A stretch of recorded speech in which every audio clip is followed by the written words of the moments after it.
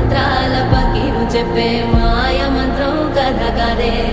చంటోళ్లను భయపెట్టే భూచోడి కథ కదే